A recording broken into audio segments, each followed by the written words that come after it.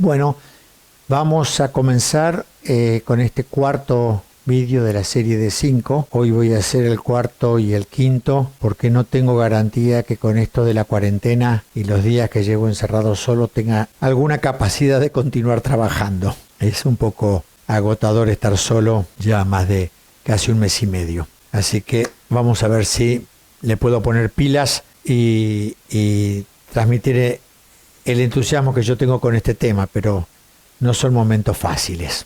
Sepan disculpar si todo no sale tan bien. Bueno, en esta unidad me voy a referir a un tema que pareciera en principio que no tiene mucho que ver con la mediación, pero yo creo que es fundamental y espero poder transmitir esto, que es el tema de la política. Si la política la definimos como la gestión de las individualidades en el lazo social, eligiendo la palabra como medio para hacerlo, definición que creo que es Hannah Anger que la expresa, ya iremos viendo de qué manera esto tiene que ver con la mediación. Momentito. Empezaremos primero porque todos sabemos que el hombre no vive en soledad. Por todo lo que hemos hablado hasta ahora del ser humano parlante, creo que esto ha quedado claro. Ha quedado claro que, llegado a la adultez, todos sabemos que ninguno tiene ningún derecho ni de hablar primero, ni de no ser callado. Por lo tanto, al vivir en la polis, como decía Aristóteles, el son politikon, al vivir en la polis es necesario que gestionemos ese lazo social de alguna manera. El primer y gran objetivo de la política, y en esto están de acuerdo casi todos los libros que yo he estado mirando, estudiando estos tiempos, es mantener al ser humano vivo. La supervivencia frente al poder del soberano, que tiene la potestad de controlar la vida y la muerte, parece haber sido un elemento esencial. Pero no pensemos que eso ha dejado de serlo así en los países desarrollados de Occidente. Conviene aquí traer un concepto que trae Benjamin del Homo sacer. El Homo sacer es la esencia básica, mínima, que hace al ser humano, que es eso que lo identifica como tal, que es estar vivo y estar con una presencia de su palabra. Entonces, se podría decir que ese derecho mínimo de la conservación del Homo sacer está garantizado. Se cita el ejemplo de los prisioneros de Guantánamo como aquellos en lo que lo único que se le ha dejado es el Homo sacer, es decir, estar vivos y se les ha quitado la palabra. Yo creo que hoy el concepto de Homo sacer no es solo estar vivo y tener la palabra, sino es tener lo mínimo de salud, educación, vivienda digna, recursos básicos, satisfacción de las necesidades básicas. Creo que eso se incluye hoy ya en el concepto de Homo sacer, y entonces si ponemos eso así, ya se empieza a ver que en Europa no siempre esto está garantizado. Pero además hay otro tema que tiene que ver con esto, y obviamente con la política, que es los rescatados en el Mediterráneo por los barcos, donde no los dejan entrar en ningún puerto. Y entonces, por la decisión del soberano, se los condena a muerte, a hundirse en el Mediterráneo, a quedarse sin comida en el barco que los levantó. Se está jugando con la vida y con la muerte. Se le está quitando hasta la mínima esencia esa del Homo sacer. Y eso está en juego todos los días, lo vemos cada tanto que aparece este problema. Competencia de Italia no lo permite, no permite que vayan a ningún otro lugar, nadie se ofrece, y estamos jugando con la vida de la gente. Así que no está lejos esto de que la política, el primer gran objetivo de la política es mantenernos vivos. Hoy con la pandemia estamos viendo que hay soberanos, nombremos al principal país poderoso que es el señor Trump, que prioriza la economía sobre la vida. Es más importante no parar la economía del país que decretar cuarentenas que obliguen a la gente a quedarse en sus casas, pero que esto preserve la vida. Rápidamente se ha convertido en el país del mundo con más infectados y con más muertos. Y con más desocupados. O sea que ha protegido la economía ¿de quién? Porque ya se cuentan con más de 20 millones de desocupados. Pero tiene récord de desocupados y récord de muertos. Así que es un tema de hoy, el tema de la política, y que el límite de la política es la vida. Ahora, si estamos hablando del ser humano hablante, el ser humano habla desde un cuerpo. Y por tanto la política tiene que proteger ese cuerpo. Y donde hay torturas, daño corporal, lesiones y hambrunas, todo esto muestra que se ha abandonado la política. Se ha impuesto, que el fuerte se ha impuesto sobre el débil. La política no ha sido capaz de que el débil, aunque sea débil, tener un lugar frente al fuerte. Por lo tanto, esta idea primaria expresada a través del contrato social, que por medio de la palabra permite la conservación del lazo social, es la política. Ahora bien, estamos en una situación, estamos todo Occidente en una situación, en la cual vivimos en una supuesta democracia. ¿Por qué digo una supuesta democracia? Porque este derecho de ir a votar periódicamente tampoco permite que la política se desarrolle, porque estamos acostumbrados, y sobre todo en España, a gobiernos de la mayoría. Porque tengo un diputado más, ya sé que no necesito escuchar, ni siquiera hacer que hago como es que escucho. Habla el oponente y la gente se retira del hemiciclo. Se llevan las respuestas a las intervenciones ya hechas antes de que se haga la respuesta. No se le escucha la respuesta, y quien le está emitiendo sabe que no se le escucha. Está cumpliendo esta formalidad de hablar para decir que la palabra es el medio, pero realmente es la fuerza de ese voto que hay de más, y que por lo tanto la minoría no tiene absolutamente ninguna alternativa. Entonces eso demuestra que no estamos frente a la palabra, porque a su vez en el partido que tiene la mayoría no puede haber disensos. Detrás de lo que dice la cúpula o el líder tienen que votar todos. No hay posibilidad de disensos dentro del propio partido. Si hay disensos se lo expulsa. Entonces, esta situación en la que se ha visto obligada España, pero que es más común en Europa, tiene que ver con las alianzas, con los acuerdos para poder formar gobiernos. Y esto se la ve como debilidad, no se la ve como la fortaleza de la palabra. Mientras que Europa creyó en la fortaleza de la palabra, se pudo crear la Unión Europea. A partir de que la palabra deja de tener valor y solamente vale la fuerza, Europa está entrando en una crisis. Esto fue determinado por múltiples aspectos, pero básicamente que desapareció el enemigo que mantuvo unida a Europa, que fue el comunismo en la Europa Oriental. Entonces, esta imposición del débil sobre el fuerte tras la apariencia de la democracia deja de ser la política en mayúsculas para ser simplemente componentas y oscurantismo. Creo que se deduce claramente que estamos en un paralelo entre la política y la mediación.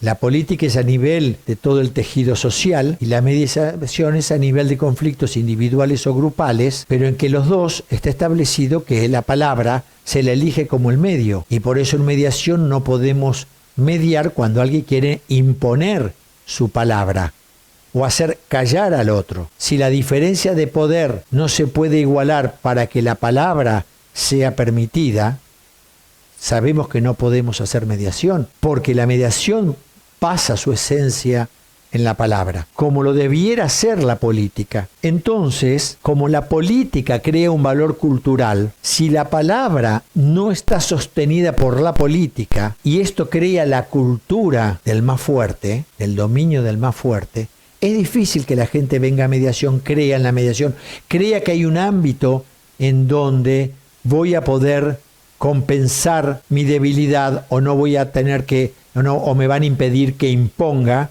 mi fuerza. Por eso ya he dicho siempre que si no hay un sistema jurídico eficaz y eficiente en donde se plantee la igualdad ante la ley, va a ser difícil, con el mal ejemplo que tenemos de la política, va a ser difícil que la mediación encuentre un lugar en la cultura de la gente. Por eso en el seminario vamos a dedicar una unidad a aprender qué es esto de la política con mayúscula y de qué manera se manipula y qué manera entonces se pierde la confianza en la palabra y de qué manera entonces se descalifica la posibilidad de la mediación, nuestra tarea en la cual nosotros creemos. Voy a entrar ahora con un poquito más de profundidad tal vez, pero no mucha más porque esto va con tiempos limitados, esto era un par de horas el conversatorio que se tenía planeado, estoy extendiéndome un poco más de eso me parece, que es con la palabra conflicto y con el conflicto. Creo que debo traer acá, porque muchos de ustedes por la juventud que tienen, tal vez no conocen el origen en la mitad del siglo pasado, cuando comienza a haber este tema de la mediación y comienza John Haynes con la mediación familiar. He contado ya esta anécdota, que los cursos básicos de mediación en Estados Unidos son 40 horas, y son 40 horas porque la unidad didáctica en las universidades son 40 horas, y cuando John Haynes quería enseñar esto, y nadie creía en esto, pues bueno, le dieron un espacio de una unidad didáctica, 40 horas en una universidad, para que pudiera enseñar esto de la mediación. Y a partir de ahí quedó en Estados Unidos que la estructura del curso básico es 40 horas. Entonces esto nace cuando se sale de una guerra terriblemente cruenta como fue la Segunda Guerra Mundial. Se está en una situación de guerra fría, con el mundo dividido bipolarmente, en donde las consecuencias de estos eran, las posibles consecuencias de esto era la guerra atómica, que era la desaparición. Ustedes son muy joven, pero cuando Rusia tuvo por poner los misiles en Cuba, gobernaba Kennedy, se llegó un momento casi al borde de la guerra atómica. Entonces se vio necesario la palabra. La palabra se hacía imprescindible. Se hizo imprescindible la cultura de la palabra. Y entonces ahí apareció la mediación como proponiendo la cultura de la palabra y no de la del litigio para gestionar los conflictos. Y entonces estaba orgulloso de usar la palabra conflicto, porque la palabra conflicto era poner en evidencia las diferencias de las individualidades. En ese momento se creía todavía en la unicidad del ser humano, que era único, insustituible, todavía estaba presente y tenía su peso el psicoanálisis y esto del individuo único e insustituible, y entonces no había otra cosa que respetar las diferencias, y respetar que las diferencias traía algo necesario que era el conflicto, que era la gestión de las diferencias. Entonces la palabra conflicto fue una palabra que no asustaba, al revés, se decía que el conflicto era una oportunidad. También en este momento apareció el problema de los derechos humanos a partir de las brutalidades del Holocausto, en el cual también se entró una contradicción porque parecía que quienes habían ejercido estas violaciones, estas matanzas tan planificadas, no eran humanos. Sin embargo, escuchaban música, se emocionaban con la música, con el teatro, alzaban a sus hijos, jugaban con ellos, y eran capacidades de las atrocidades más grandes. Entonces no había una categoría de no humanos. Es que dentro del ser humano había algo que si se descontrolaba, se permitía, aparecía esto. Y lo que frena esto es la palabra. El resolver conflictos por la palabra. Porque si aparece la ferocidad, esta no tiene límites. Entonces, al permitir que apareciera la palabra conflicto, con la cual yo, eso fue en el siglo pasado, pero yo sigo sosteniendo lo que es importante, porque permite, primero, que a través de la palabra debo conocer al otro. Debo exigirle al otro que me conozca. Y a través de esta interacción me reconozco a mí mismo y reconozco y legitimo al otro. Entonces esto me permite la oportunidad de crecer a través del conocimiento del otro y de mi propio conocimiento. Y esta es una oportunidad muy importante. Esto es una oportunidad que permite la palabra. Hay un ejemplo que siempre se daba al principio cuando se quería ofrecer esta importancia de la palabra, que fue el conflicto entre Egipto e Israel en la Guerra de los 6 días. Creo que fue en el 68, si mal no me equivoco. En 6 días Israel llegó a la orilla oriental del Canal de Suez. Había conquistado toda la península del Sinaí. Israel no le interesaba más que hasta ahí porque el Canal de Suez le daba una frontera segura. Pero era imposible sentarse al diálogo porque lo que estaba implícito no se hacía explícito a través de la palabra. Y lo que estaba implícito, lo que no se decía, era la necesidad de Israel de una frontera segura con Egipto y la necesidad de Egipto de recuperarse de la deshonra que habían sido estos 6 días. Y era que la bandera egipcia volviera a ondear en el Sinaí. Cuando esto se hizo explícito y se puso en palabras, se hizo un acuerdo que se mantiene hasta ahora. La frontera Israel-Egipto es una frontera segura para Israel. Existen los túneles y las cosas, pero no es una frontera peligrosa para Israel. Y si el acuerdo se cumple, la bandera egipcia ondea en el Sinaí. Entonces, esto era la importancia que se le daba a la palabra en aquel momento. ¿Qué ocurre cuando intentamos quitar la palabra conflicto y tratamos de hablar de conductas cooperativas y conductas de la paz y ponemos como valores sobre los cuales nadie hace una discusión sobre ellos? Estamos intentando que la gente de alguna manera renuncie a sostener estas diferencias. Tratamos de que las diferencias se pulan, no se hagan evidentes, porque eso parece fomentar el conflicto. Y entonces estamos llevando a que no se permiten usar palabras que puedan ahondar y poner en evidencia las diferencias. Pero hoy lo que hace a la existencia del conflicto y a la existencia de los distintos, esto de intentar homogeneizar, de que seamos todos iguales, buenos y nos comportemos bien, es una conducta que no lleva a la libertad de ser cada uno como es, sino que lleva a la homogeneización. Entonces este posmodernismo que está intentando proponer este lugar del confort, este lugar del no conflicto, este lugar de la suavidad, está llevando a un lugar en donde nos acomodamos. Y en este acomodarnos vamos renunciando a aquello que nos hace distinto de los demás. Vamos achatándonos. Entonces,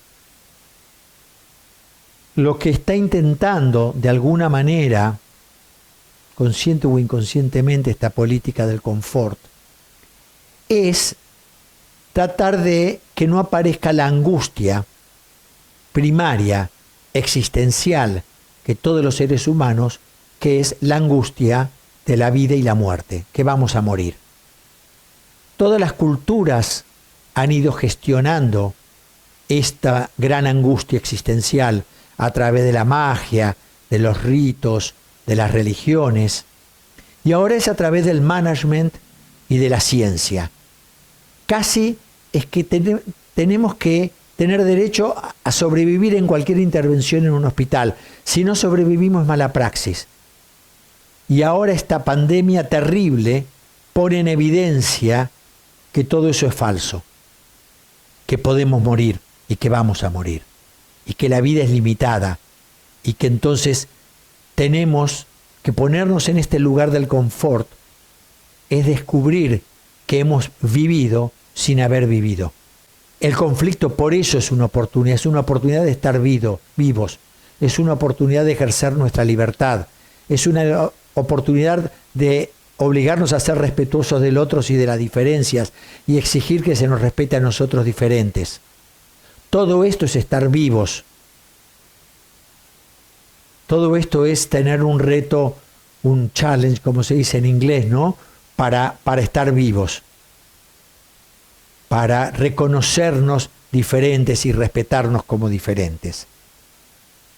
Por eso es que el conflicto nos puede enriquecer, por eso es que el conflicto nos da una oportunidad.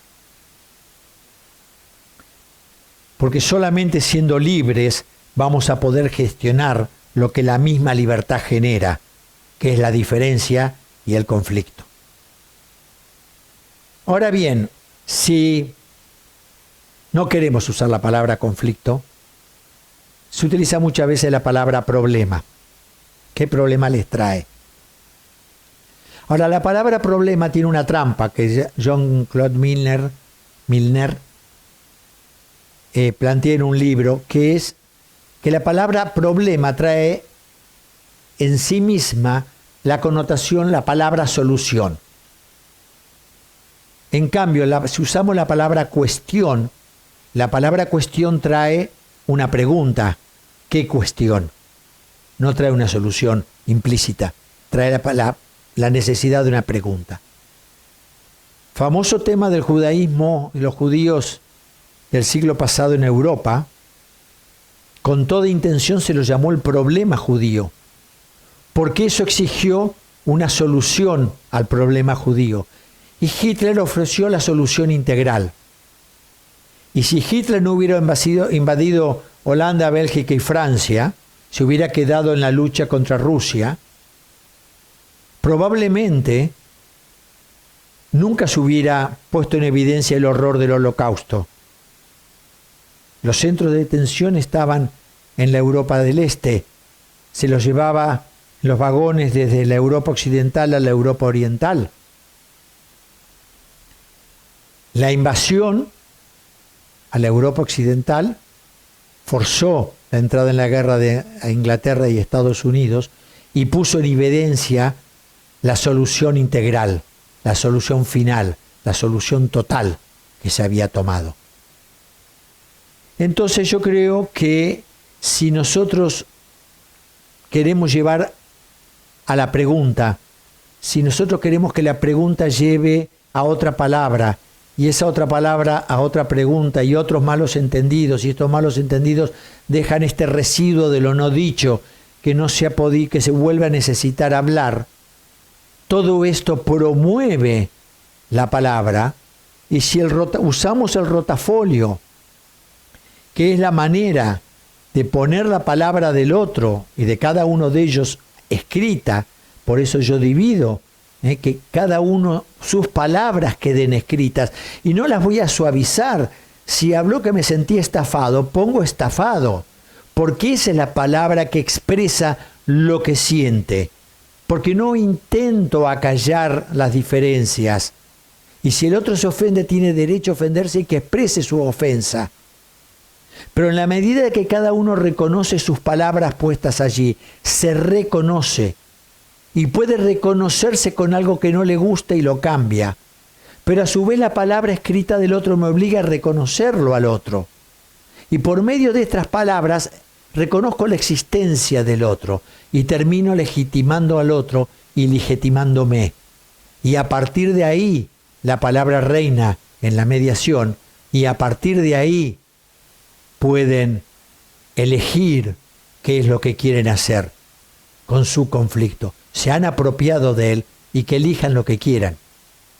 Pero les hemos llevado a través de la palabra a reconocer al otro, reconocerse uno, reconocer que el conflicto es de todos los que están presentes allí y a partir de ahí tomar una decisión.